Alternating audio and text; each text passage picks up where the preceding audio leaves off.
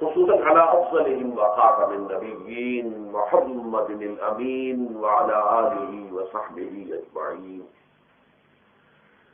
أما بعد فقد قال الله تبارك وتعالى كما ورد في سورة التغابن: أعوذ بالله من الشيطان الرجيم بسم الله الرحمن الرحيم. ما أصاب من مصيبة إلا بإذن الله ومن يؤمن بالله يهد قلبه والله بكل شيء عليم. وقال عز وجل كما ورد في سورة الحديد: ما أصاب من مصيبة في الأرض ولا في أنفسكم إلا في كتاب من قبل أن نبرأها إن ذلك على الله يسير لكي لا تأسوا على ما فاتكم ولا تفرحوا بما آتاكم والله لا يحب كل مختال فخور الذين يبخلون ويأمرون الناس بالبخل ومن يتول فإن الله هو الغني الحميد.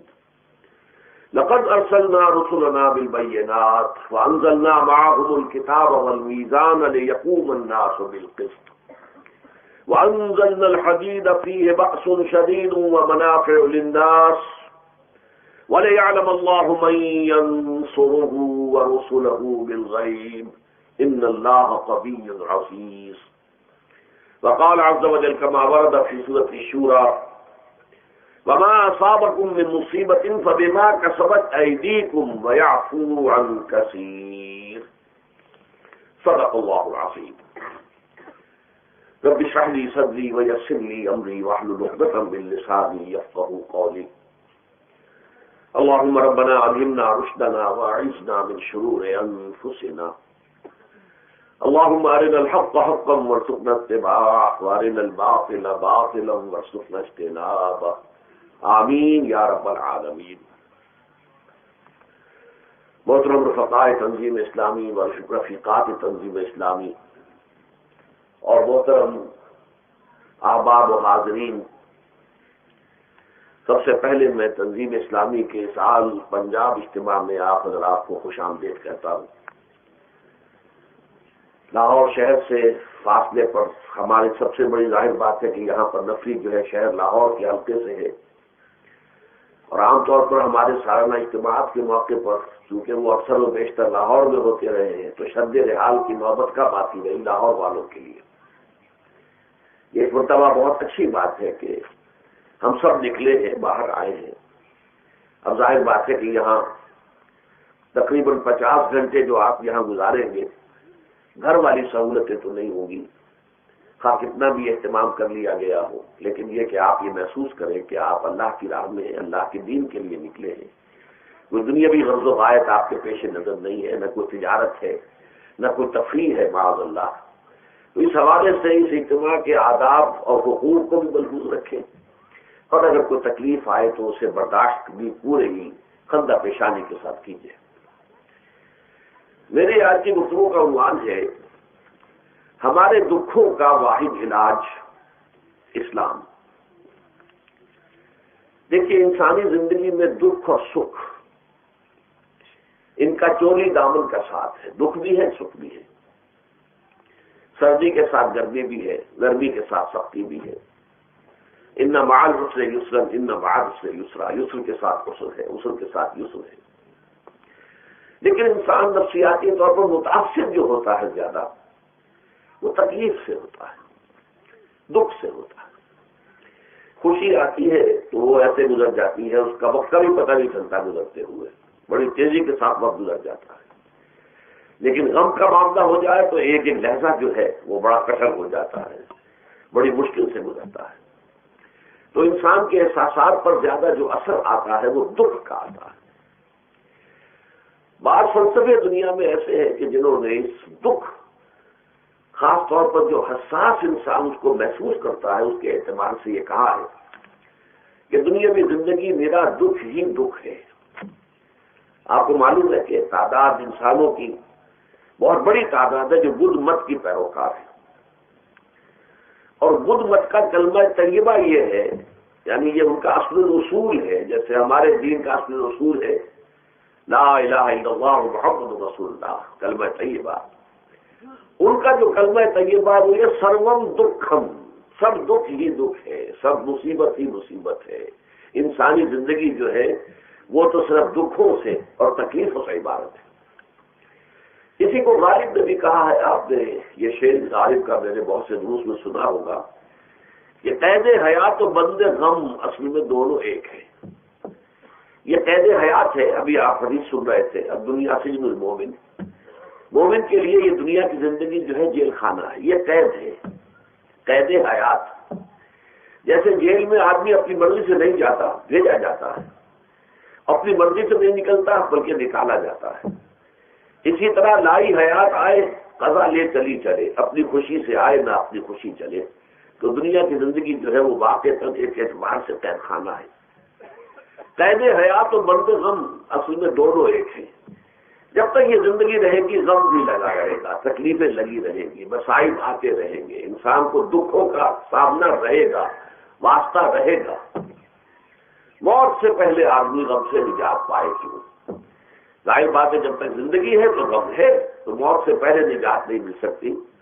اگرچہ اس کے بعد کا اگلا مرحلہ جو ہے، جو حقیقت کو جاننے والے ہیں وہ تو جانتے ہیں کہ اس کے بعد تو غم کا اور بڑا کڑا مرحلہ آنے والا ہے. اب تو گھبرا کے یہ کہتے ہیں کہ مر جائیں گے، مر کے بھی چین نہ پایا تو کدھر جائیں گے.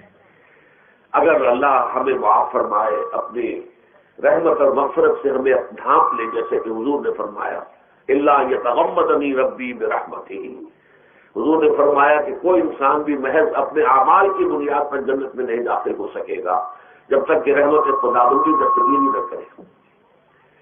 کسی صحابی نے بڑی ہمت کی، بڑے جرأت کا معاملہ کیا، پوچھ لیا کیا حضور آپ بھی؟ ظاہر بات ہے آپ بھی انسان ہیں، آپ بھی بشر ہیں، قرآن مجید میں کہلوایا گیا وَإِنَّمَا أَنَا بَشَرٌ مِثْلُكُمْ. تو اگر آپ کہتے ہیں کوئی انسان جنت میں داخل نہیں ہو سکے گا محض اپنے اعمال کی بنیاد پر جب تک کہ رحمت خداوندی دستگیری نہ کرے، تو کیا آپ بھی اس قاعدہ کلیہ میں شامل ہیں؟ آپ نے فرمایا ہاں میں بھی، الا ان یتغمدنی ربی برحمتہ، جب تک کہ میرا رب مجھے اپنی رحمت سے ڈھانپ نہیں لے گا میں بھی جنت میں داخل نہیں ہو سکوں گا. تو اس اعتبار سے اللہ تعالیٰ وہاں ہمیں بچا لے. لیکن جو وہاں نہیں بچایا گیا، اب ظاہر بات ہے کہ اس کے لیے جو مصیبت ہے وہ تو پھر دائمی ہے، ابدی ہے، دکھ ہی دکھ ہے. میں اس کی طرف زیادہ جانا نہیں چاہتا. اس وقت اصل میں میرا موضوع جو ہے وہ اس دنیا میں دکھوں کا علاج. اب اس اعتبار سے غور کیجئے، دکھ دو قسم کے ہیں. قرآن مجید پر جتنا میں نے غور کیا، دکھ ایک تو وہ ہے کہ جو ناگہانی طور پر آ جاتے ہیں، اس میں ہماری کسی غلطی کو دخل نہیں ہوتا. وہ کوئی آفت سماوی ہے، کوئی زلزلہ آ گیا ہے. ابھی آپ کو معلوم ہے فوج جو قصبہ تھا گجرات اسٹیٹ کا انڈیا کا پورا ختم ہو گیا، اور جو بہت سے مسلمان بھی تھے.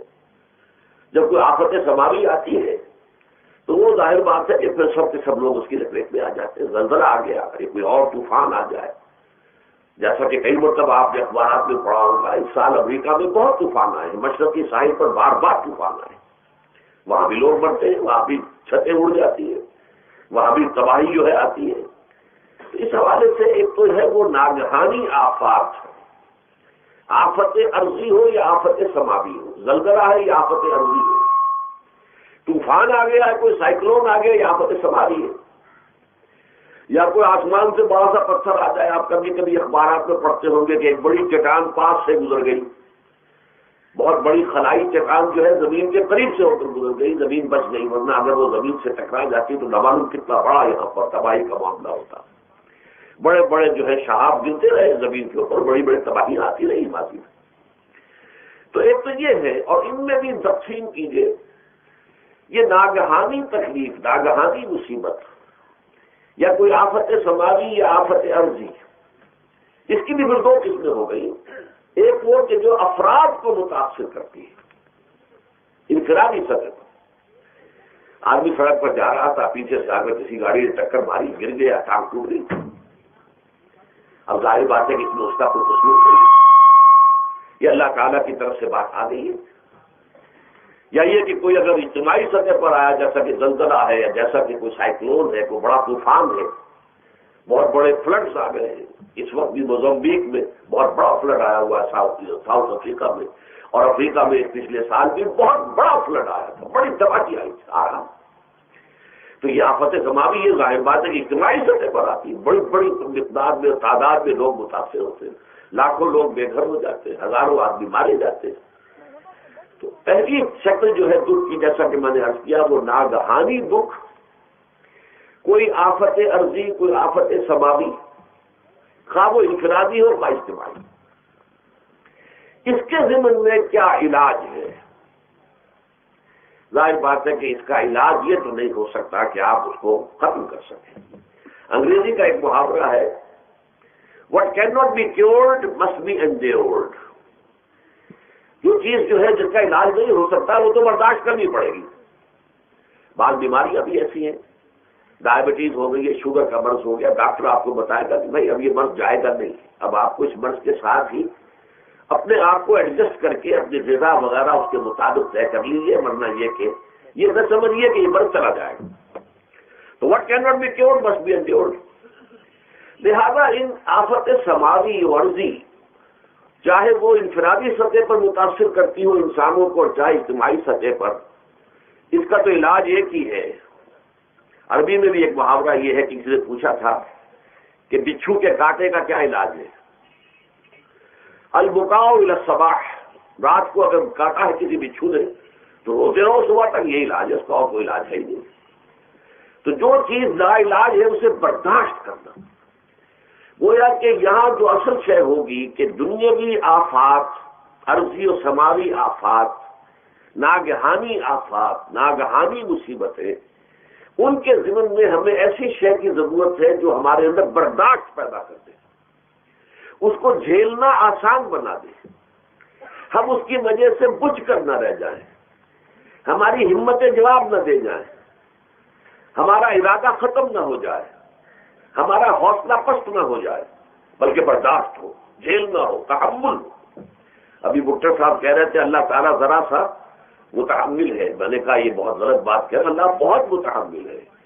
وہ ذرا سا تو یوں سمجھیے کہ ان کے کہنے کے انداز میں یہ بات آ گئی، ذرا سا رحیم بھی ہے. نہیں، وہ بہت رحیم ہے، بہت متحمل ہے، بہت حلیم ہے.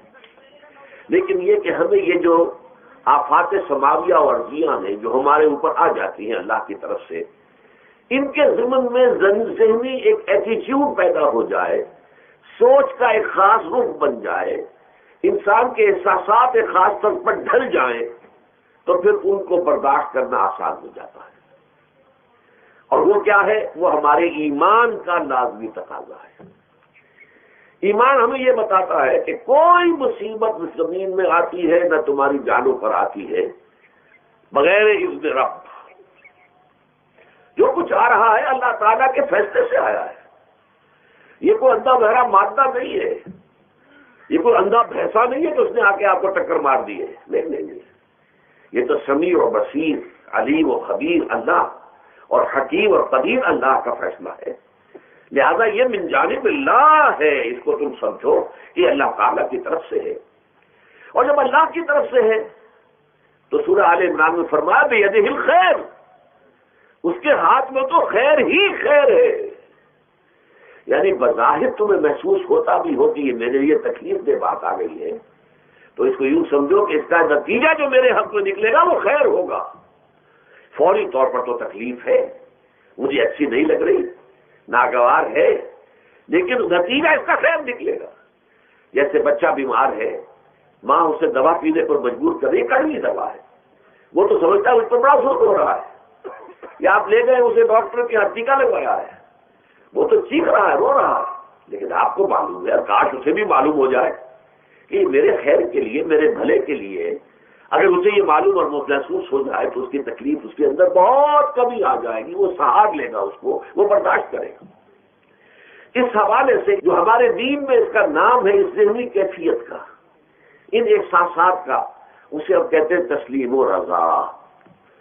جو کچھ آ رہا ہے اللہ کی طرف سے آ رہا ہے، لہذا سر تسلیم خم ہے. اے اللہ ہم قبول کرتے ہیں. رضا، ہر حال میں تیری رضا پر راضی ہوں، جو تیرا فیصلہ ہے ہمیں بصر و چشم قبول ہے، تسلیم و رضا، ہم بھی تسلیم کی خو ڈالیں گے، بے نیازی تیری عادت ہی صحیح، اللہ تو بے نیاز ہے، لیکن اے اللہ تو ہمارے لیے جو بھی تکلیف کا تو نے فیصلہ کیا ہم تسلیم کی خو ڈالیں گے، عادت پیدا کر لیں گے اپنے اندر کہ ہر چساتی یہ مارے قید الطافت، کہ میرا ساتھی میرے پیالے میں جو کوئی ڈال دے اس کا لطف و کرم لے۔ یہ مقام رضا ہے، یہ ایمان کا ایک ایسا تقاضا ہے کہ جس کو ہم کہیں گے ایمان کی حلاوت، ایمان کی مٹھاس۔ اگر آپ کا منہ کڑوا ہو جائے تو آپ چینی کھاتے ہیں تاکہ منہ کا ذائقہ ٹھیک ہو جائے۔ اگر تکالیف کی وجہ سے، دکھ کی وجہ سے آپ کے احساسات کے اندر کوئی خرابی پیدا ہو رہی ہے، یہ جو مقام رضا ہے یہ اس کے لیے قند ہے، یہ اس کے لیے چینی ہے، یہ اس کے لیے شہد ہے، یہ اس کی تلخی کو ظاہر کر دینے والی شیء ہے کہ اللہ تیری رضا پر راضی، راضی برضا رب۔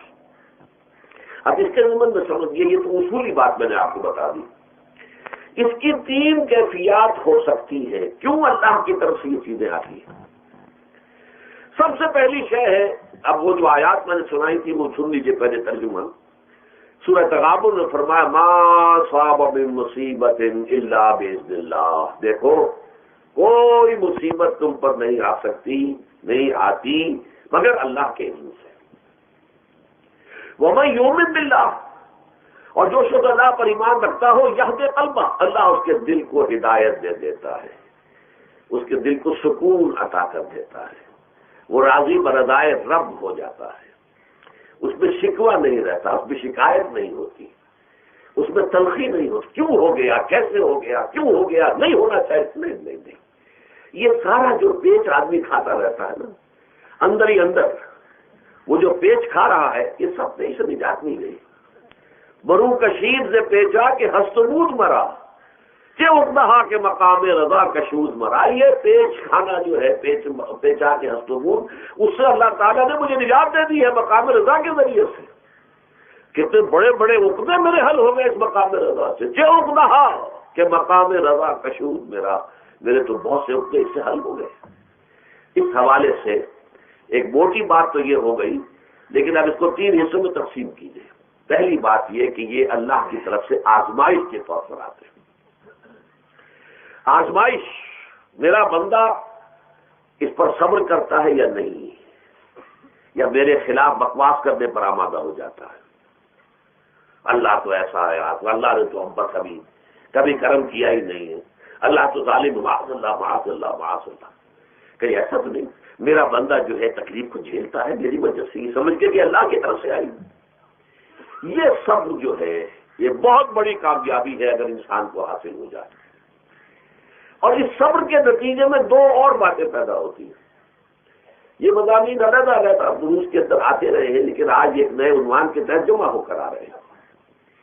پہلی بات یہ ہوتی ہے کہ یہ امتحان کا نتیجہ کیا نکلتا ہے کہ آپ نے ایک امتحان پاس کیا تو آپ کے اگلے درجے میں ترقی ہو جاتی ہے۔ 5ویں کا امتحان پاس کر لیا نا تو 6ٹھی میں جائیں گے، اب 6ٹھی کا امتحان پاس کریں گے تو 7ویں میں جائیں گے، 7ویں کا پاس کریں گے تو 8ویں میں۔ درجہ بدرجہ انسان کی دینی، ایمانی اور روحانی ترقی کا ذریعہ یہ آزمائش بنتی ہے۔ جتنا اس میں صبر ہوگا، جتنا اس میں تسلیم و رضا جو ہے آپ حاصل کرتے جائیں گے تو آپ کے درجے بلند ہوتے چلے جائیں گے۔ آپ کا امتحان کڑے سے کڑا آئے گا، بڑے سے بڑا آئے گا، مشکل سے مشکل تر آئے گا۔ ایک وقت میں ایم اے کا امتحان بھی آپ کو دینا ہوگا، ایک وقت ہو سکتا ہے پی ایچ ڈی کے لیے تھیسس آپ لکھے، پھر اس کے اوپر جو ہے ٹیم بیٹھی ہوئی اور آپ سے وہ بحث کرے، جرا کرے آپ سے، وہ بھی کرنا ہوگا۔ لیکن یہ کہ اگر پرائمری ہی میں فیل ہو گئے تو اس کا سوال ہی پیدا نہیں ہوتا کہ کبھی آپ ایم اے کا یا پی ایچ ڈی کا تھیسس بھی لکھیں۔ اور اسی کو دوسرے انداز میں کہا گیا ہے قرآن مجید میں، وَلِيُبْلِيَ الْمُؤْمِنِينَ مِنْهُ بَلَاءً حَسَنًا۔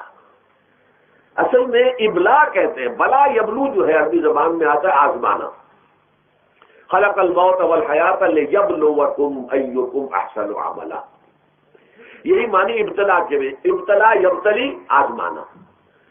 ابلا یبلی جو آتا ہے باب افعال سے، اس میں آتا ہے کسی کو کسی تکلیف میں ڈال کر اس کو نکھارنا، کہ اس کا جوہر نکھر جائے، اس کے اندر جو خیر ہے وہ اور چمک جائے، لوگوں کو بھی معلوم ہو جائے کہ یہ شخص اس مقام کا اہل ہے، اس کے اندر یہ صلاحیت ہے، اس میں یہ قوت موجود ہے، تو یہ گویا کہ اہل ایمان کی صلاحیتوں کو نکھارنے کے لیے اور ان کے درجات کی ترقی کے لیے بھی اللہ تعالیٰ دنیا کے اندر یہ مصیبتیں اور امتحانات جو ہیں آزمائش کے حوالے سے افراد پر بھی اجتماعی طور پر بھی لاتا ہے۔ اور ایک اس کا اور بھی ہے، اہل ایمان پر اس طرح کے ابتلاء و آزمائش کی ایک نوعیت اور بھی ہے، اور وہ یہ ہے کہ جو بھی آپ سے غیر ارادی طور پر یا یہ کہ آپ نے کوئی گناہ ارادی طور پر بھی کر لیا، اللہ تعالیٰ اس کی سزا اسی دنیا میں دے کر آخرت کی سزا سے محفوظ کر دیتا۔ گویا کہ اس سے بڑا خیر کیا ہوگا؟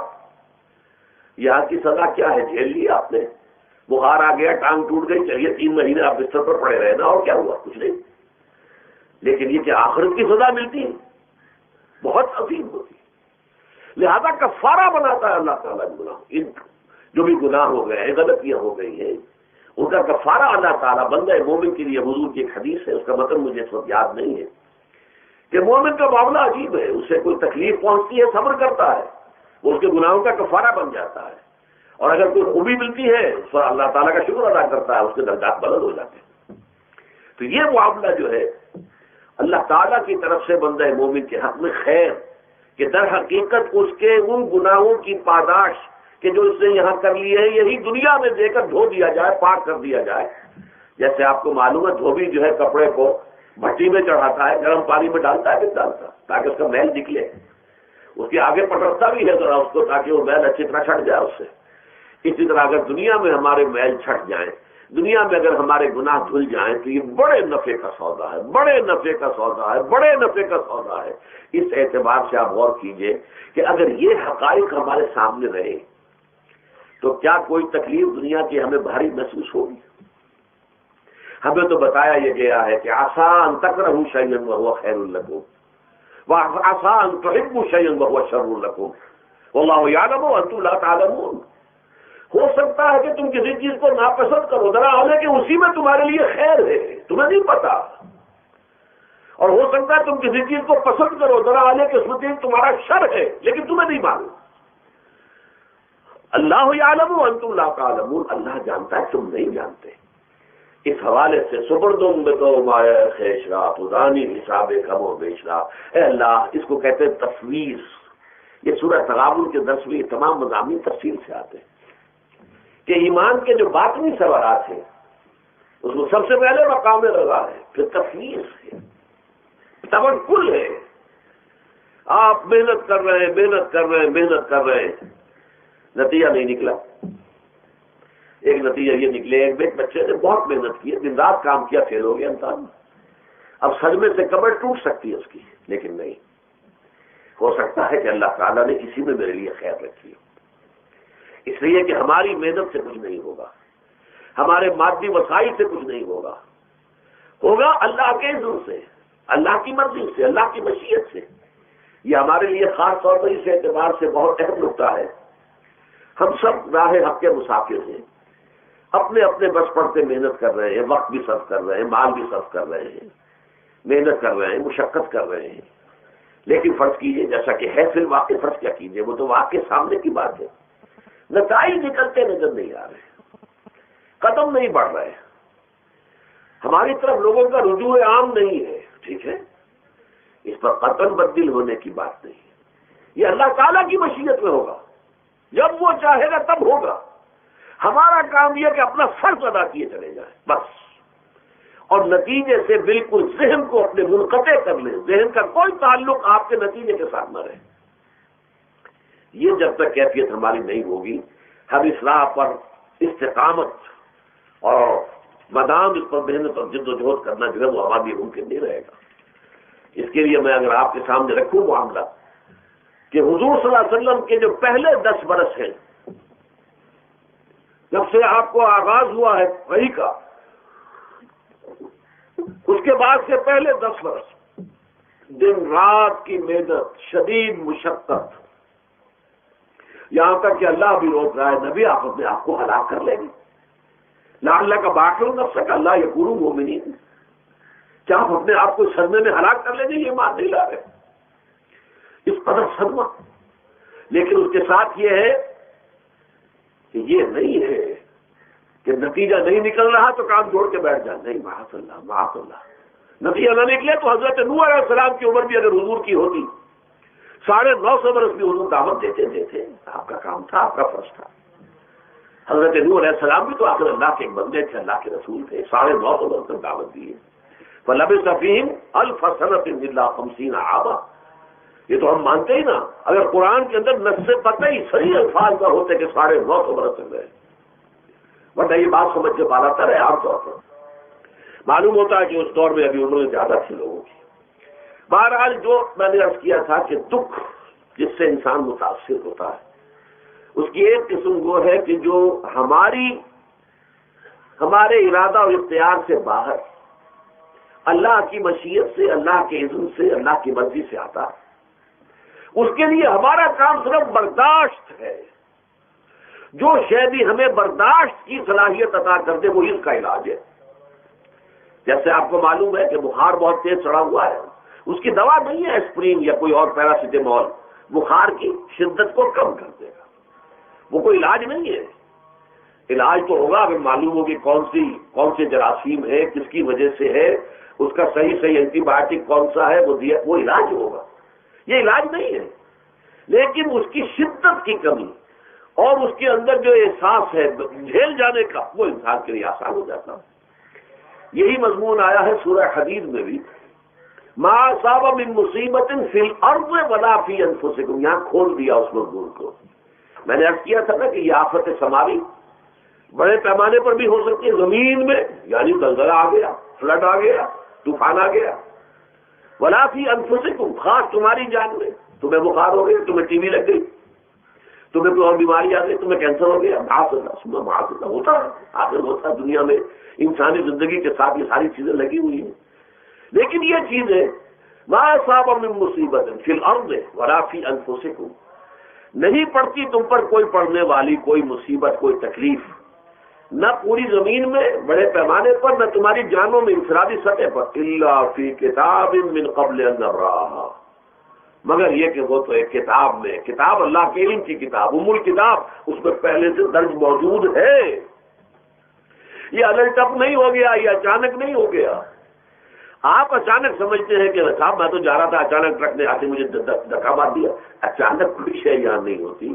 اس کائنات میں پتہ تک نہیں ہلتا جب تک کہ اس میں رب نہ ہو. اچانک کا کیا سوال ہے؟ تو در حقیقت جو ہوتا ہے وہ اللہ تعالیٰ کے علم میں پہلے سے ہے. علم کامل، ما کان وما یکون، جو کچھ ہوا جو کچھ ہوگا، مستقبل ماضی کل کا کل آنے واحد میں اللہ کے علم میں موجود ہے. لہذا یہاں اچانک کچھ نہیں ہوتا. جو بھی آیا ہے اللہ کے علم سے آیا ہے، اور یہ پہلے سے اللہ کے علم کے اندر موجود تھا، لکھا ہوا تھا. الا فی کتاب من قبل ان نبرأها ان ذلک علی اللہ یسیر. کہ تمہیں تو مشکل نظر آئے گا لیکن اللہ پر بڑا آسان ہے. اللہ کا علم کامل، ما کانا ما یکون کو حاوی ہے. لیکن لا تاسوا علی ما فاتکم، تاکہ تم افسوس نہ کیا کرو ان چیزوں پر جو تم سے چھوٹ جائیں، جاتی رہے، چھن جائیں. کوئی موقع تھا ہاتھ سے نکل گیا، کوئی دولت تھی اس پر ڈاکہ پڑ گیا، کوئی اور مصیبت ہے وہ آ گئی، کوئی عزیز فوت ہو گیا، اکلوتا بیٹا تھا فوت ہو گیا، وغیرہ وغیرہ. ما فاتکم، فات سے ہی فوتیدگی ہے نا. جو شے بھی نکل جائے، چلی جائے، ہاتھ سے جاتی رہے، چاہے وہ کوئی آپ کا عزیز تھا جو فوت ہو گیا تو آپ کے ہاتھ سے نکل گیا، یا کوئی مال تھا جو آپ کے قبضے سے نکل گیا، ڈاکہ پڑ گیا، چوری ہو گئی، نقصان ہو گیا کاروبار میں بہت بڑا، اس پر افسوس نہ کیا کرو. اگر افسوس کرو گے تو اس کا مطلب کیا ہوگا کہ تمہیں اللہ پر اعتماد نہیں ہے، یا تم سمجھتے ہو کہ اللہ کے سوا بھی کوئی ہے جو یہ کام کر سکتا ہے. کائنات میں تو ایک ہی کی مرضی چلتی ہے، وہ ہے اللہ.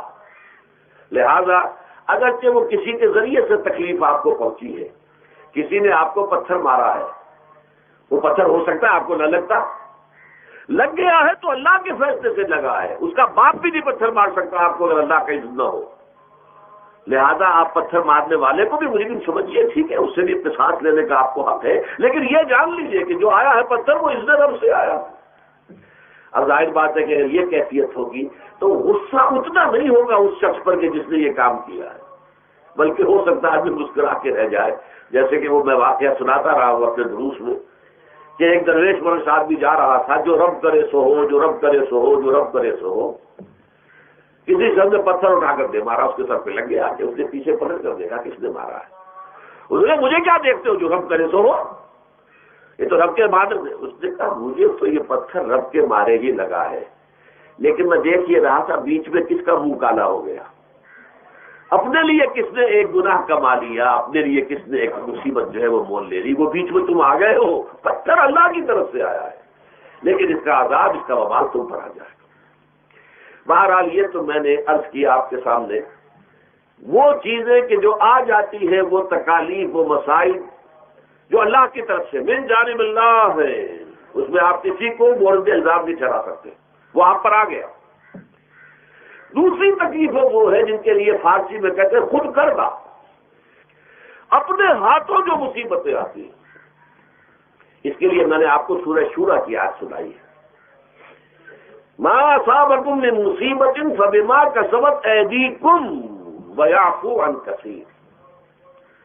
جو مصیبت بھی تم پر آتی ہے انسانوں، وہ تمہارے اپنے ہاتھوں کے کرتوتوں کی وجہ سے آتی ہے، اور ابھی تو اللہ بہت سی چیزوں کو تو معاف بھی کرتا رہتا ہے، ہر تمہاری غلطی پر پکڑتا نہیں ہے، ہر خطا کے اوپر تمہیں سزا نہیں دیتا ہے، کوئی سزائیں معاف بھی کرتا رہتا ہے، عفو و درگزر سے بھی کام لیتا ہے، بہت متحمل اور حلیم بھی ہے، بہت رحیم اور غفور بھی ہے اور کریم بھی ہے۔ لیکن یہ کہ یہ جان لو کہ ایک مصیبت وہ ہے جو تمہاری اپنی پیدا کرنے ہے، بما کسبت ایدیکم، تمہارے اپنے ہاتھوں کی کمائی۔ یہ کون سی خود کردہ؟ یہ در حقیقت ہے اجتماعی نظام جو انسان بناتا ہے، اس اجتماعی نظام کو غلط کر کے اگر اس نے اپنے لیے مصیبتیں کھڑی کر لی۔ مصیبت ہے لیکن یہ مصیبت تمہارے اپنے ہاتھوں کی لائی ہوئی ہے، تم نے نظام غلط بنایا ہوا ہے، تم نے دولت کی تقسیم غلط کی ہوئی ہے، اللہ نے تو رزق پیدا کر دیا اور سب کے لیے کافی ہے، یہ تم نے کیا ہے کہ ایک طرف کچھ لوگوں کے کھتے بھرے ہوئے ہیں اور ایک طرف کوئی فاقے سے مر رہا ہے، یہ خود کردہ ہے، یہ ہمارا کبھی ہے، یہ تم نے نظام غلط بنایا ہے، یہ جو نظام کے اندر خرابی ہے یہ تمہاری اپنے کرتوت ہے، تم نے خود نظام کے اندر غلطی رکھی ہوئی ہے، ناانصافی گھولی ہوئی ہے، اس کا زہر گھولا ہوا ہے، یہ تمہارے اپنے کرتوتوں کی وجہ سے، اور اس کا علاج تمہیں کرنا پڑے گا خود، اور وہ علاج کیا ہوگا؟ اس نظام کو صحیح قائم کرو، اللہ کا دیا ہوا نظام، نظام عدل و قسط۔ یہی وجہ ہے کہ سورہ حدید کی جو آخری آیت میں نے پڑھی تھی وہ کیا تھی؟ اللہ تعالیٰ فرماتا کہ ہم نے تو اپنے رسولوں کو بھیجا اس لیے، کتابیں نازل اس لیے کی، لقد ارسلنا رسلنا بالبینات، ہم اپنے رسولوں کو بھیجتے رہے معجزوں کے ساتھ، واضح نشانیوں کے ساتھ، وانزلنا معهم الکتاب والمیزان، ان کے ساتھ ہم نے کتاب اتاری، میزان اتاری، یہ سارا کچھ ہم نے کس لیے کیا؟ لیقوم الناس بالقسط، لا، تاکہ لوگ عدل پر قائم ہوں۔ اب اگر تم نے اس عدل پہ نظام کو چھوڑ کر اللہ کے دیے ہوئے نظام کو تل کر تم نے خود اپنا نظام بنا لیا، تو ظاہر بات ہے سرمایہ دار جب نظام بنائے گا تو وہ مزدور کے بارے میں نہیں سوچ سکتا، اسے تو اپنی مصلحتیں نظر آئیں گی، اس کے سامنے تو اپنا نفع ہوگا، جتنا زیادہ سے زیادہ نفع کما لو، جتنا ان مزدوروں کا خون نچوڑ سکو نچوڑ لو۔ زمیندار نظام بنائے گا تو وہ بیچارے کاشتکار، مزارے، ہاری، اس کی مصلحت نہیں دیکھ سکتا، وہ تو کہے گا مجھے اپنے بچوں کو انگلستان بھیجنا ہے تعلیم کے لیے، مجھے اپنے لیے جو ہے اسلام آباد میں بھی بنگلہ بنانا ہے اور بری میں بھی بنانا ہے، اور پھر مجھے تو ایئر کنڈیشن بنگلے چاہیے ہر جگہ پر، وہ تو اپنے مقصد کو دیکھے گا۔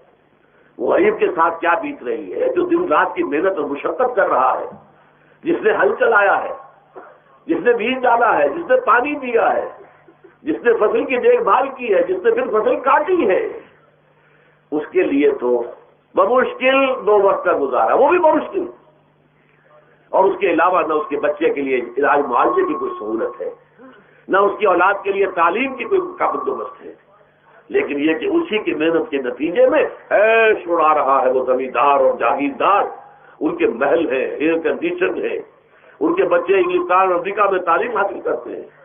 اب آگے بڑھ کر انہوں نے کارخانے دار بھی وہ بن گئے.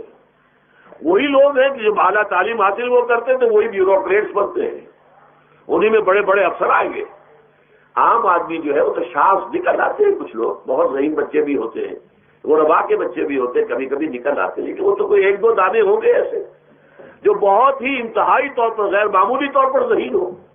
عام بچہ کہاں کرے گا، کیسے جائے گا؟ لہذا وہ پیچھے رہ جائے گا، وہ جونیئر کلرک ہوگا یا بہت تیر مارے گا سینئر کلرک ہو جائے گا، اپر گریڈ کلرک ہو جائے گا، لوور گریڈ کلرک سے بڑھ کر. اللہ اللہ خیر صلی اللہ. یہ کمشنر کون ہوں گے، ڈپٹی کمشنر کون ہوں گے، یہ تو ظاہر بات ہے اسی. سیکریٹری کون ہوں گے، یہ 22 گریڈ والے کون ہوں گے، 21 گریڈ والے کون ہوں گے، ان کی اکثریت پوری لوگوں میں سے ہوگی. اس حوالے سے یہ جو غلطی، یہ جو دکھ ہے، یہ دکھ تمہارا اپنا پیدا کرتا ہے اور خود کرتا رہا. علاج نہیں، اس کا علاج اور کچھ نہیں ہے جب تک کہ تم خود اپنے طرز عمل کو نہیں بدلو گے.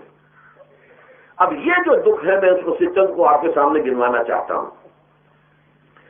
دیکھیے، سب سے پہلا دکھ جو دنیا میں انسان نے خود پیدا کیا سماجی سطح پر، یہ پیدائشی طور پر نیچ ہے اور یہ پیدائشی طور پر اونچا ہے. یہ مصلی ہے اور یہ سید ہے.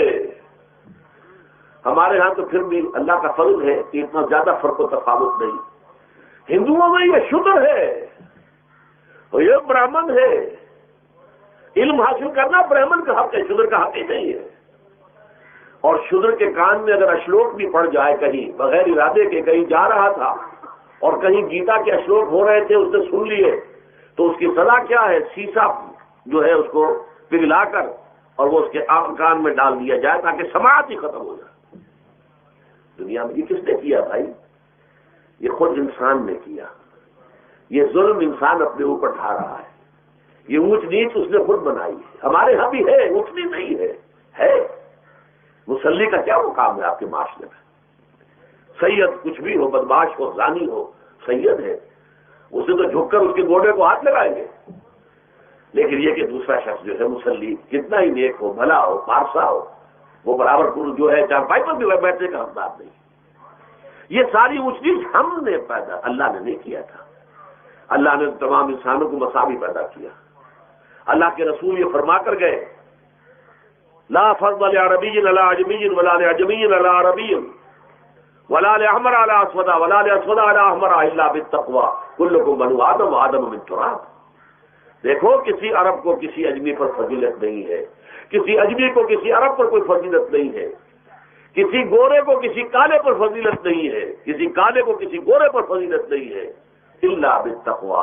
یہ اگر فضیلت ہے تقوی. کون خدا طرف زیادہ ہے، کس کے اخلاق زیادہ بلند ہے، کون نیک اور پارسا زیادہ ہے، کون لوگوں کی خدمت زیادہ کرتا ہے، اس کے اعتبار سے درجہ بلند ہوگا.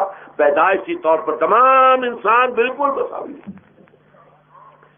پھر ہمارے معاشرے میں جو ظلم ہوتا ہے، دو طبقات ہیں جو حضرات سورہ نساء پڑھتے ہیں. اس میں سب سے پہلے دو طبقات جو کہ گرے ہوئے تھے اس وقت معاشرے میں اور آج بھی گرے ہوئے ہیں، ایک یتیم اور ایک عورت. ان دونوں کے لیے ابتدائی سے سورہ نساء کے اندر جو ہے احکام آئے جن کے بارے میں آئے. یتیموں کو ان کا مال ہڑپ کر جانا، ان کو دھکے دینا. ارأیت الذی یکذب بالدین فذلک الذی یدعو الیتیم ولا یحض علی طعام المسکین. تم نے کبھی غور کیا اس شخص پر جو کہ جزا و سزا کا منکر ہے؟ وہی ہے کہ جو یتیم کو دھکے دیتا ہے. یتیموں پر ظلم ہوتا ہے. وہ آپ کے معاشرے میں پستے ہیں، پٹتے ہیں. ان کا کوئی والی وارث نہیں، ان کی طرف سے کوئی پوچھنے والا نہیں، وہ بولنے والا نہیں. اور پھر یہ کہ اگر اس کا باپ کو مال چھوڑ گیا ہے تو وہ چچا کھا جائیں گے، کوئی اور ولی کھا جائیں گے، ختم کر دیں گے، ہڑپ کر جائیں گے. جس پر قرآن مجید کہتا ہے کہ ان الذین یاکلون اموال الیتامی ظلما انما یاکلون فی بطونہم نارا. یقیناً وہ لوگ جو یتیموں کا مال ناحق ہڑپ کرتے ہیں وہ اپنے پیٹوں میں آگ کے انگارے بھر رہے ہیں. بس یصلون سعیرا. اور یہاں تو دنیا میں جو آگ کے انگارے ہیں وہ محسوس نہیں ہو رہے. آخرت میں ایک طرف وہ آگ کے انگارے ظاہر ہو جائیں گے جو اندر سے جلائیں گے، اور ایک طرف جہنم کی آگ باہر سے جلائے گی. یہ دو طرفہ جلن جو ہے ان کو برداشت کرنی پڑے گی. ظاہر بات ہے یہ ہمارا اپنا کیا ہوا ہے، یہ اللہ کی طرف سے نہیں ہے، یہ ہم نے نظام غلط بنایا ہے، ہم نے اعتبار اپنے برے کر لیے. اور دوسرا طبقہ خواتین کا، عورتوں کا. سب سے بڑا ظلم اس معاشرے میں کیا ہے؟ جو بچپن ہی سے احساسات کے اوپر ایک بوجھ بن جاتا ہے بچیوں کے، کہ بیٹے کو افضل سمجھتے ہیں، بیٹی کو جو ہے گھٹیا سمجھتے ہیں. اس قدر ناانصافی، اس قدر ناانصافی. اسی باپ کے نطفے سے بیٹا بھی ہے اور بیٹی بھی ہے، اسی ماں کے رحم میں بیٹے نے بھی پرورش پائی ہے، بیٹی نے بھی پرورش. بعض حکم من بعض، قرآن کہتے تم سب ایک دوسرے میں سے ہو، کوئی افضل نہیں، کوئی گھٹیا نہیں. اللہ تعالیٰ نے، اللہ کے نبی نے کسی بیٹے کی پرورش پر کوئی اجر و ثواب نہیں بتایا. ہاں 2 یا 3 بیٹیوں کو پال پوس کر، تہذیب سکھا کر، پھر ان کی شادی کر کے ان کے گھروں میں پہنچا دیا، جنت کی ضمانت اللہ تعالیٰ دے رہا ہے. اور سب سے بڑی بات یہ کہ سب سے زیادہ محبوب انسان حبیب اللہ محمد ہے صلی اللہ علیہ وسلم. اور محمد کو اللہ نے بیٹے نہیں دیے بھی تو لے لیے، بیٹیاں دی، 4 بیٹیاں دی.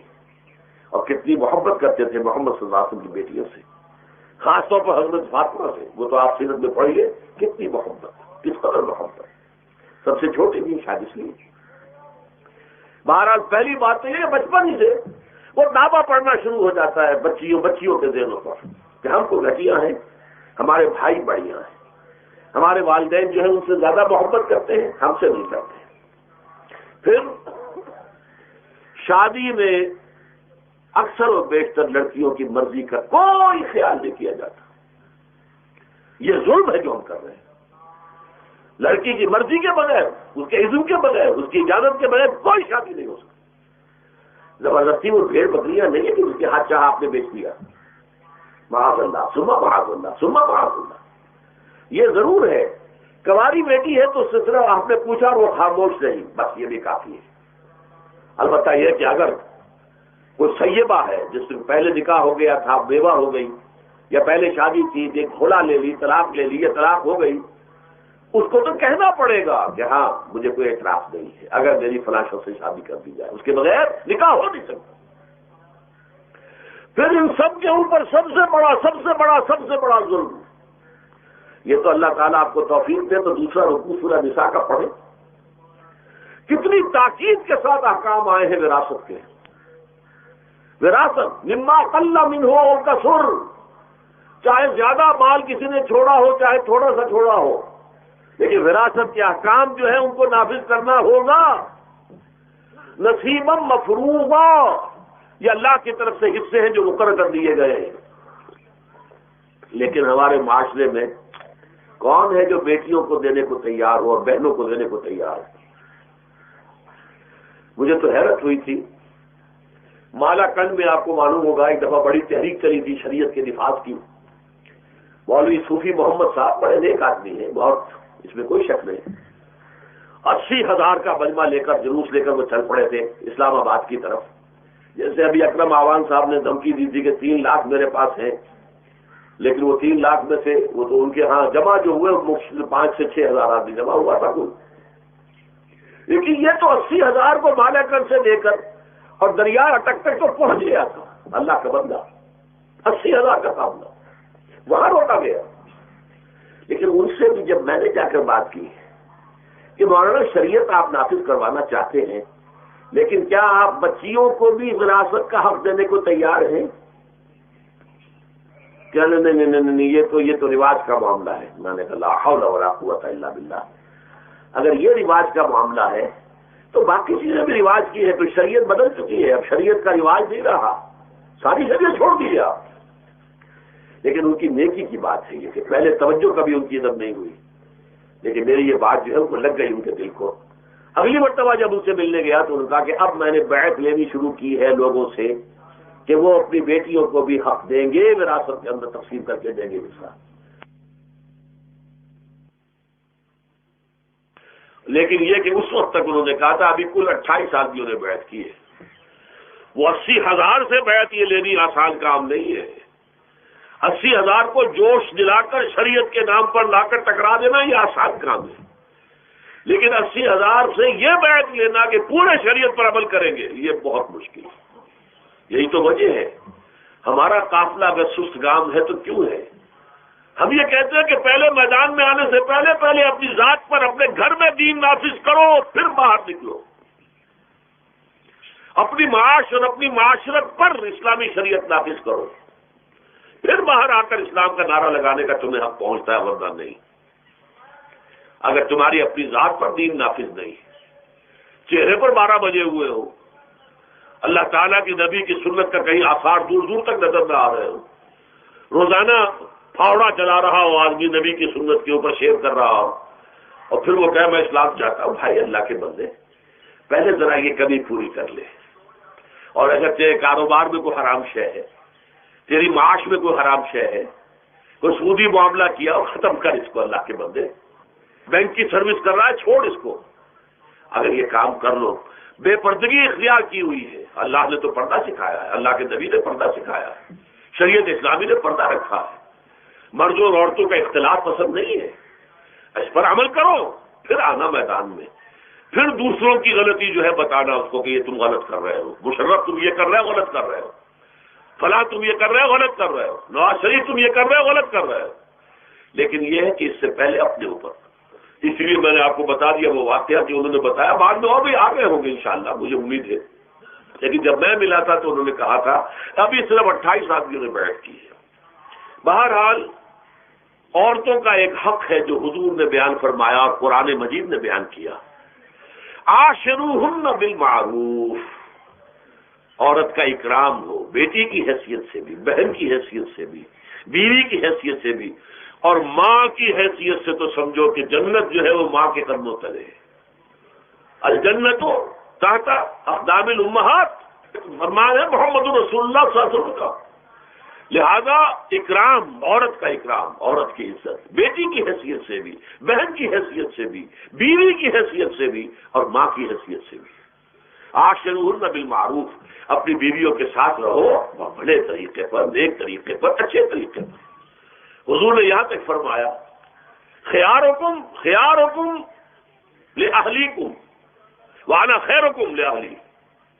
دیکھو مسلمانوں، اے میرے صحابیوں، تم میں سے بہتر لوگ وہ ہیں جو اپنے گھر والوں کے حق میں بہتر ہیں، نرمی کرتے ہیں۔ عورت کے بارے میں یہ بھی فرمایا، ایک مرتبہ سواری تیز دوڑا رہے تھے جو بھی اونٹ کو لے کے جانے والے تھے، جبکہ ہودج میں کچھ خواتین سوار تھیں۔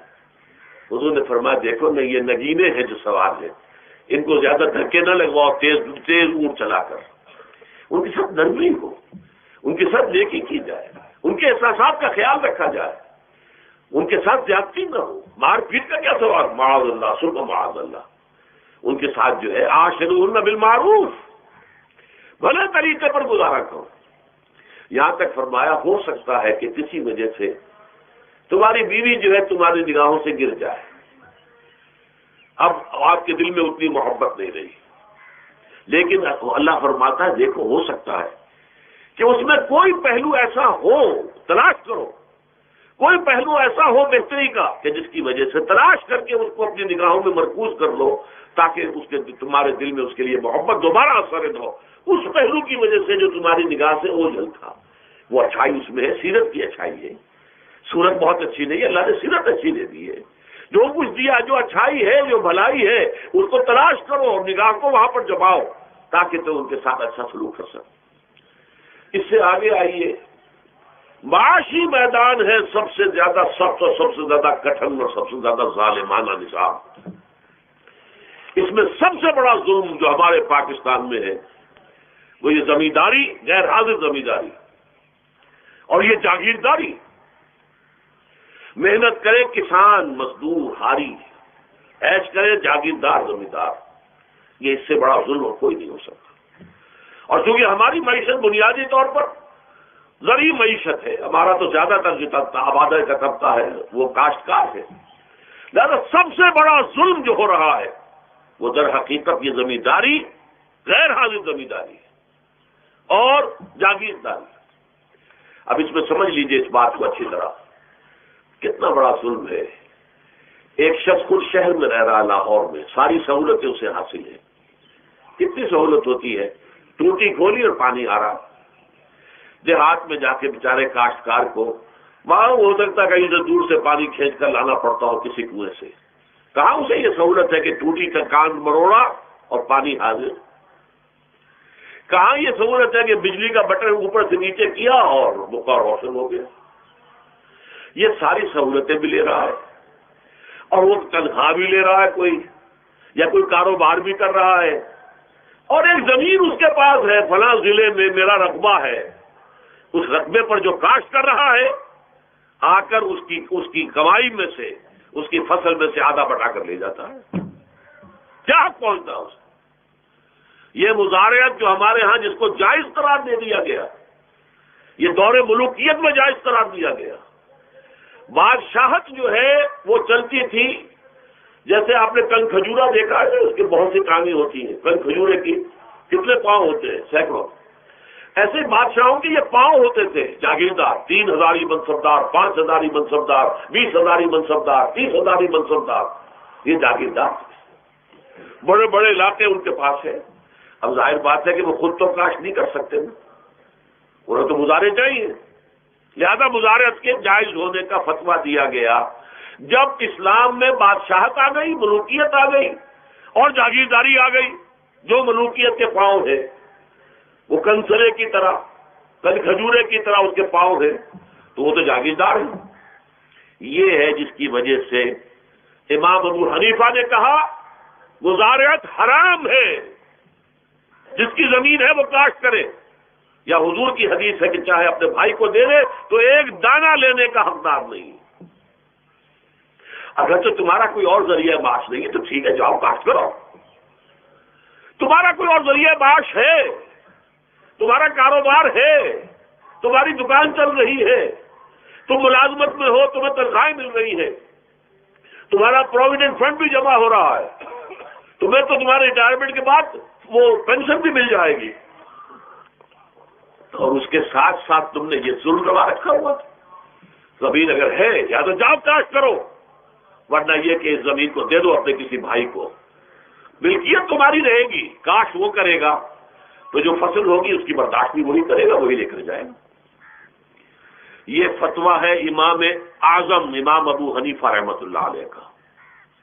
یہی فتویٰ ہے امام مالک امام دار الحجرہ امام مدینہ امام مالک رحمۃ اللہ علیہ کا. دونوں کا فتویٰ یہ ہے. اور عظیم ترین یہی دو ہیں. اولین بھی یہی دو ہیں، عظیم ترین بھی یہی دو ہیں. امام شافعی بھی شاگرد ہیں امام مالک کے. امام احمد بن حنبل شاگرد ہے امام شافعی کے. ٹاپ پر کون ہے؟ امام ابو حنیفہ، ان کے شاگردوں میں قاضی ابو یوسف اور امام محمد امام ظفر. ادھر امام مالک، ان کے شاگردوں میں پھر امام شافعی، پھر ان کے شاگرد امام احمد بن حنبل. ٹاپ پر دونوں یہ کہہ رہے ہیں کہ حرام، مزارعت حرام. جس کی زمین ہے خود کاشت کرے. یا یہ ہے کہ خود کاشت نہیں کر سکتا تو اپنے بھائی کو دے دے، بس ٹھیک ہے. اس میں سے کوئی حصہ لینے کا وہ حقدار نہیں ہے. جو محنت کرے، جو خون پسینہ اپنا لگائے، وہی اس سے ساری جو ہے آمدنی اس کو حاصل ہونی چاہیے. یہ مجھے حال ہی میں یہ آپ کے علم میں ہونا چاہیے. یہ فتویٰ دیا ہے قاضی ابو یوسف اور امام محمد نے کہ مزارعت حلال ہے، جائز ہے. شرطیں لگائی انہوں نے کہ بیج بھی زمیندار دے، کوئی جانور وغیرہ ہے تو وہ بھی زمیندار کا ہو، اگر کوئی ٹریکٹر ہے تو اس کی بھی پیمنٹ جو ہے زمیندار کرے. یہ ہے شرطیں. یعنی اس کا کوشش کی ہے کہ جاگیرداری کا ڈنک جو ہے کم ہو جائے، اس مزارعت کے اندر جو مضرت ہے وہ کم ہو جائے. لیکن یہ کہ اصلاً اسے جائز قرار دے دیا. ہمارے ہاں کون قدر شرطوں کو کون دیکھتا ہے، آداب کو کون دیکھتا ہے، قواعد و ضوابط کو کون. حنیًا مریا، جیسے کہ ماں کا دودھ پیتے ہیں ایسے ہی یہ مزارعت کی جو آمدنی ہے اس کو کھا رہے ہیں. حرام ہے، حرام ہے، حرام ہے. حال ہی میں ابھی ملاقات ہوئی میری مولانا زاہد الراشدی صاحب، آپ کے بہت قریب گجرانوالے میں، جو اس کی سب سے بڑی مسجد ہے، اس کے خطیب ہیں.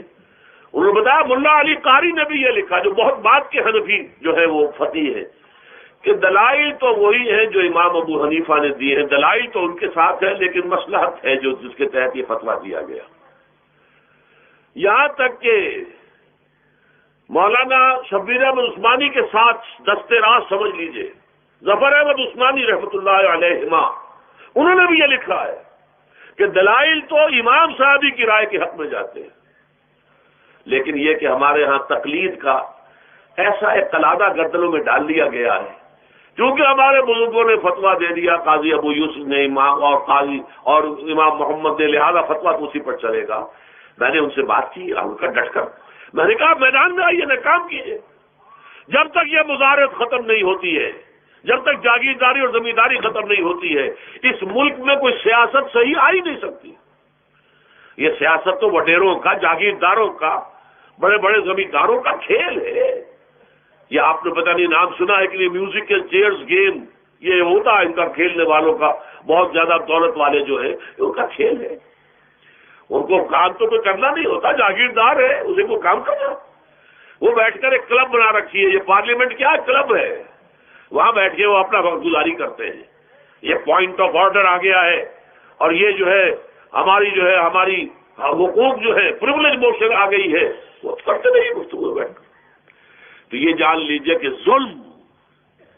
یہ ظلم کس نے کیا ہے؟ یہ خود کردہ ہے، یہ ہم نے اس نظام کو برداشت کیا ہوا ہے۔ جب تک ہم نہیں اٹھیں گے یہ نظام ختم نہیں ہوگا۔ خود کردہ کا علاج خود ہی کرنا ہوگا۔ یہ غلط نظام جو چلا آ رہا ہے، جب تک کہ اس کو ہم بدلیں گے، اس کو ختم نہیں کریں گے، اس وقت تک یہ ظلم کیسے ختم ہوگا؟ اس سے آگے آئیے، ایک ہے کارخانے دار۔ کارخانے دار کو اور مزدور کو آپ نے چھوڑ دیا کہ باہم طے کریں۔ کارخانے دار کہتا ہے میں تو صاحب آپ کو 15 روپے دوں گا، کام کرنا ہے تو کرے، نہیں کرتے تو نہ کرے۔ آپ نے زیادہ سے زیادہ یہ کیا کہ نہیں یہ ویج بہت کم ہے، آپ نے ایک یونین بنا لی، کچھ ہڑتال کر دی۔ اچھا ہڑتال کر دی، 10 دن کی ہڑتال کے بعد غریب مزدور کا تو بچہ ہو سکتا ہے بھوکا مرنے لگے، کارخانے دار کی صحت پہ کوئی اثر پڑے گا؟ اس میں لاکھوں ہیں، کروڑوں ہیں، اس کی صحت پر کوئی اثر نہیں پڑتا۔ لہذا یہ ظلم ہے۔ اس ظلم کا علاج کیا ہے؟ اگر یہ ضمانت ریاست کی طرف سے ہو، حکومت کی طرف سے، کہ اگر تمہیں تمہاری مناسب مزدوری نہیں ملتی مت کرو کام، لیکن تمہارے بچے کو بھوکا ہم نہیں مرنے دیں گے، تمہیں سبسسٹنس الاؤنس دیں گے، ان ایمپلائمنٹ الاؤنس دیں گے، ہم زکوٰۃ کا نظام قائم کریں گے، جس کے تحت کے اندر رائٹ کر دیں گے، طے کر دیں گے، لکھ دیں گے کہ ہر شہری کی بنیادی ضروریات کی کفالت ریاست کے ذمے ہے۔ اب اگر ایسا ہے تو ایک آدمی پاؤں جما کر بات کرے گا نا کارخانے دار کے ساتھ۔ ایک امپلائی جو ہے امپلائر سے بات کرے گا پاؤں جما کر، جناب آپ مجھے تنخواہ کم دے رہے ہیں، میں کام نہیں کروں گا۔ لیکن اب کیا ہے، جناب آپ مجھے تنخواہ کم دے رہے ہیں، میں کام نہیں کروں گا۔ مالک کہتے جاؤ دفعہ ہو جاؤ۔ پھر وہ کیا کہتا ہے، میں اچھا جی میں اسی تنخواہ پہ کام کروں، اس کا تو کوئی فائدہ نہیں، جائے کہاں وہ؟ مارکیٹ میں تو سرمایہ داروں کا گٹھ جوڑ ہے، انہوں نے کارٹل بنا رکھے ہیں، وہ تو ظاہر بات ہے کہ وہ ویج نہیں بڑھائیں گے، الا یہ کہ مزدور کی پوزیشن ایسی ہو کہ وہ بھی ڈٹ کر کھڑا ہو جائے۔ اور وہ ڈٹ کر کھڑا کب ہوگا؟ جب اس کو ضمانت ملی ہوئی ہو ریاست کی طرف سے، حکومت کی طرف سے، کہ اگر تمہارے پاس جاب نہیں ہوگا، کام نہیں ہوگا، تمہارے پاس کوئی مزدوری نہیں ہوگی، تو تمہیں اتنا وظیفہ تو ہر مہینے ملتا رہے گا جس سے تم اور تمہارے اہل و عیال جو ہے وہ کم سے کم زندہ رہ سکو۔ پھر کھڑے ہو کر بات کر سکتا ہے مزدور، پھر صحیح جو ہے ان کے درمیان معاہدہ ہوگا تو وہ منصفانہ ہوگا، عادلانہ ہوگا۔ جب تک یہ نہیں ہے، اور یہ نظام کیسے ہوگا جب تک کہ زکوٰۃ کا نظام قائم نہ کیا جائے۔ اب زکوٰۃ کا بھی ایک نظام تو وہ تھا جو بدنام کرنے کے لیے زکوٰۃ کو ضیاء الحق صاحب نے نافذ کیا، وہ تو بدنامی ہے، وہ تو سود کا کمیشن ہے کہ سود میں آپ کو اگر 6% ملتا تھا تو 2.5% انہوں نے کاٹ لیا، 4.5 3.5% آپ کو دے دیے، تو سود میں سے حصہ لے لیا نا۔ سود کو حرام کریں اور زکوٰۃ پورے مال پر، سارے تجارتی اموال پر مال زکوٰۃ لے۔ آپ کی دکان میں جناب 10 لاکھ کا مال پڑا ہوا ہے، 2.5% کے حساب سے دے دیجئے، کتنا من اکاؤنٹ آپ کر لیجئے گا۔ کوئی ایک ہے اسٹاکسٹ، آپ کے گودام میں اتنا اسٹاک پڑا ہوا ہے، اتنی مالیت کا 2.5% دیجئے، تمہاری اتنی بھیڑیں بکریاں ہیں، اتنی بھیڑیں اتنی بکریاں نکال دو۔ جب تک کہ تمام اموال میں سے زکوٰۃ نہ لی جائے. یہ کیا کہ بینک کے اندر جو جمع ہے اس پر تو زکوٰۃ کاٹ لی. انا للہ و انا الیہ راجعون. نام اس کا زکوٰۃ رکھا ہے اور خیرات کا ایک نظام بنا دیا. کچھ خیرات اور کچھ سیاسی جو ہے اپنا ہتھ کنڈا کہ ان کے ناظمین زکوٰۃ جو بن رہے ہیں اور زکوٰۃ کونسلیں بن رہی ہیں، وہ سب کون ہیں؟ جو ہمارے سیاسی طور پر ہمارے ساتھی ہیں، ہمارے ورکرز ہیں. اور پھر جتنے غبن ہوئے ہیں اور جتنا اس نے مس اپروپریشن، سب کو معلوم ہے ہمارے معاشرے میں. آخر اگر حکومت کے جتنے محاصل ہیں وہ غبن ہوتے ہیں تو زکوٰۃ کا کیوں نہیں غبن ہوگا؟ زکوٰۃ کو آسمان سے اتری ہے، بلکہ زکوٰۃ میں سے غبن کرنا تو آسان ہے، اس لیے کہ سود میں سے کاٹا ہوا ہے. اس میں تو انسان جو ہے وہ برا بھی محسوس نہیں کرے گا کہ یہ تو سود ہے، لعنت ہے. اگر اس کو میں نے کچھ ہضم کر لیا تو کیا ہو گیا؟ جب تک کہ یہ دو نظام نہیں آئیں گے، اور تیسرے یہ کہ سود کے ذریعے سے جب تک کہ یہ ظلم، سود کا نتیجہ کیا نکلتا ہے؟ اصل میں ہمارے عام آدمی سمجھتے ہیں سود کہ اچھا ہے جی، کیا ہے، ایک آدمی نے پیسے جمع کرائے ہیں، اب اسے ہر مہینے اتنا پیسہ مل رہا ہے. عام آدمی بھی ہمارے ہاں یہ جو پٹھانوں والا سود ہے، یہ جو سود خور گاؤں میں بیٹھے ہوئے ہیں جو بہت بڑی شرح کے اوپر سود دیتے ہیں اور خون چوس جاتے ہیں لوگوں کا، اور ان کے کسی طریقے سے قرضے ختم، ان کو تو سبھی برا کہتے ہیں. کوئی ایک آدمی بھی آپ کو نہیں ملے گا کہ ان کے لیے کلمہ خیر کہے، ان کے لیے کسی نرمی کا یا ان کے لیے کسی بھی آسانی کا کوئی مطالبہ کرے. البتہ یہ جو بڑا سود ہے، بینک کا سود، کاروباری سود، اس کی شناخت لوگوں پر واضح نہیں ہے. یہ ایک بہت بڑے پیمانے پر یہ برائی جو ہے آپ کو انڈیویجول پر نہیں نظر آ رہی. انڈیویجول تو بظاہر سمجھتا ہے ایک فرد، بھائی ٹھیک ہے، میں جو دکان کے لیے مجھے قرض چاہیے تھا، مجھے قرض مل گیا، میں اپنا کاروبار کر رہا ہوں، تو میں جو کمائی کر رہا ہوں اس میں سے بینک کو بھی حصہ دے رہا ہوں اپنا اس کے سود کا. اس میں کیا خرابی ہو گئی؟ اس کی خرابی سمجھ میں آتی جب آپ کو معلوم ہو اسی سود کے ذریعے سے دنیا میں اس وقت ایک چھوٹی سی اقلیت ہے، کل 1 کروڑ یا 1.25 کروڑ یہودی، اور پوری دنیا کی دولت کے اوپر قابض ہو کر بیٹھ گئے. یہ سارا وہ بینکنگ نظام جو یہودیوں نے بنایا، یہ IMF ورلڈ بینک جس کے ہم اس وقت غلام بن کر رہ گئے. ہمارا چیف مارشل لا ایڈمنسٹریٹر اسے کہے یا چیف ایگزیکٹو کہے، ہمارا تو حکمران ہے، ہمارا بادشاہ ہے اس وقت، اور وہ بادشاہ سلامت کہتے ہیں کہ یہ IMF اور ورلڈ بینک کے لوگوں کے گوڈے ہمیں پکڑنے پڑتے ہیں، گوڈے گرتے ہیں. کیوں؟ ہم غلام ہیں ان کے، اور ہم جکڑے ہوئے اس سود کے اندر. پوری دنیا کو یہودی سود خوروں نے در حقیقت اپنے شکنجے میں جو جکڑا ہے، جس طریقے سے کہ ان کو اپنے اندر ایک اپنے پورے ہتھ کنڈوں کے اندر جو باندھ کے رکھ دیا ہے، یہ سود کے ذریعے سے. اور اس کا نتیجہ کیا نکلتا ہے؟ دیکھیے، امریکہ میں کہتے بڑی جمہوریت ہے، لوگ ووٹ دیتے ہیں، لیکن حقیقت ہے لوگ جانتے ہو کہ دیوے استبداد جمہوری قوام پائے کو تو سمجھتا ہے یہ آزادی کی ہے نیلم پری. ہم نے خود شاہی کو پہنایا ہے جمہوری لباس، جب ذرا آدم ہوا ہے خود سناس و خود نگر. اب امریکہ میں اصل میں کیا ہے؟ امریکہ میں کیپٹلسٹ کا نظام ہے. یہ حکومت کس کی ہے؟ سرمایہ داروں کی ہے. جو کروڑ پتی نہ ہو وہ الیکشن نہیں لڑ سکتا، اور کروڑ پتی جو ہے اپنے پیسے کی بدولت وہ صحافیوں کو خرید لے گا، ٹیلی ویژن چینل خرید لے گا، وہ لوگوں کے ذہنوں پر چھا جائے گا، آ جائے گا. یہ گورنمنٹ آف دی کیپٹلسٹ ہے، ناٹ عوام. یہ دھوکہ ہے، فریب ہے سرمایہ داروں کا. وہاں وہ جاگیردار اس طرح کے نہیں، سرمایہ دار ہے. وہاں جاگیرداری کی وہ حیثیت نہیں رہی، اس لیے کہ ان کے تحت آدمی نہیں ہوتے. وہ تو اگر بڑے بڑے بینچ ہیں، بڑے بڑے اگر فارم ہے، تو وہاں بھی آپ کو معلوم ہے کہ کیونکہ مشینوں کے ذریعے سے بوائی بھی ہو رہی ہے اور ہل بھی چل رہا ہے مشینوں سے، بوائی بھی مشینوں سے، کٹائی بھی مشینوں سے، تو زیادہ انسان کی ضرورت ہی نہیں رہی. لہذا وہ سیاسی نظام وہ نہیں ہے جو یہاں کا ہے، لیکن وہ زمیندار بھی وہاں کا کیپٹلسٹ ہے، نظام کیپٹلسٹ کا ہے. تو در حقیقت یہ ڈیموکریسی جو ہے، اسے جو کہتے ہیں government of the people by for the people, نہیں، گورنمنٹ آف دی کیپٹلسٹ، سرمایہ دار کی حکومت ہے. اور سرمایہ دار جو ہے اس نے اپنی کلب بنائی ہوئی ہے، بیٹھا ہے، پارلیمنٹ ہے، یہ کانگریس ہے، یہ سینٹ ہے، یہ سرمایہ داروں کی کلب ہے. باقی عوام کے لیے وہاں کیا ہے؟ واقعہ یہ ہے کہ عام آدمی امریکہ کا بھی یہ ضرور ہے کہ بنیادی ضرورتیں محنت کر کے خون پسینہ ایک کر کے اپنی وہ حاصل کر لیتا ہے، لیکن بہت نچلی سطح پر ہے، عام آدمی وہاں بھی بہت نچلی سطح پر ہے۔ اور ایسے لوگ ہیں معدود گنتی والے جو 50 بلین کا ایک چیک لکھ سکتے ہیں، وہ سب یہودی ہے۔ House of Rothschilds, house of Goldsmiths, یہ سٹی بینک جو یہاں بھی آ گیا ہے اپنی ساری گندگیاں پھیلانے کے لیے، سٹی ہاؤسز اور سٹی کار، یہ کیا ہے؟ یہ جکڑ لینا ہے آپ کو۔ آپ کو ذرا سا دھوکہ دیا، جاؤ جی لے لیجیے، کوٹھی لے لیجیے، ہم آپ کو قرض دیتے ہیں۔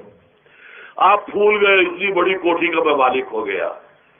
اب جب اس کا قرض دینے کے چکانے کا معلوم ہوا کہ میں تو غلام ہو کر رہ گیا ہوں، جو کماؤں وہ سارا کا سارا ان کی قسط کے اندر چلا جائے گا، اور اگر خدا نہ خواستہ کہیں ڈیفالٹ کر گیا تو جتنا میں نے دیا تھا وہ بھی ہضم، اور مکان وہ ضبط کر کے ہم نیلام کر دیں گے۔ اللہ اللہ خیر صلی اللہ۔ لیکن وقتی طور پر ذرا سا دھوکہ جو ہو جاتا ہو، دیکھو اتنی بڑی کوٹھی کا میں مالک ہو گیا، دیکھو اتنی لمبی کار میرے پاس آ گئی، دیکھو فلاں شے میں نے حاصل کر لی، لیکن اس کا نتیجہ جو نکلتا ہے وہ تو وہاں والوں سے پوچھیے جس طریقے سے کہ وہ غلام بن کر رہ جاتے ہیں، وہ مزدور بن کر رہ جاتے ہیں۔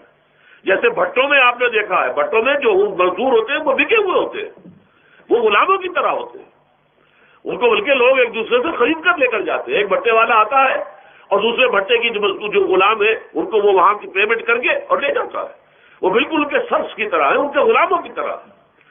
یہ ساری جو میں نے آپ کے سامنے گنوائی ہے، یہ در حقیقت نوع انسانی کو جو تقسیم کیا گیا، انگریزی میں آپ کہتے ہیں ہیوز اور ہیو ناٹس، قرآن نے اس کے لیے کیا لفظ استعمال کیا؟ محرومین اور مترفین۔ اور ان مترفین کی وجہ سے اللہ کا عذاب آتا رہا دنیا میں۔ ان کے گلچھرے، ابھی بسنت منائی، کس نے منائی؟ یہ لکھپتی کروڑ پتی ہیں، انہوں نے عیش کیے ہیں، راتوں کو نیند حرام کی ہے لوگوں کی، یہ بسنت منا رہے ہیں۔ کیا ہو رہا ہے؟ در حقیقت یہ وہی ہے مترفین۔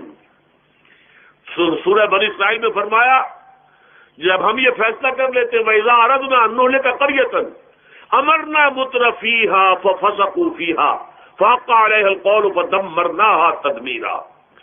جب ہمارا فیصلہ ہوتا ہے کہ کسی بستی کو، کسی علاقے کے لوگوں کو ہلاک کر دیں، تو مترفین جو ہے دولت مند لوگوں کو ہم حکم دے دیتے ہیں، آزادی دے دیتے ہیں، ان کی لگام ڈھیلی کر دیتے ہیں، اس میں فسق و فجور کا بازار گرم کر دیتے ہیں۔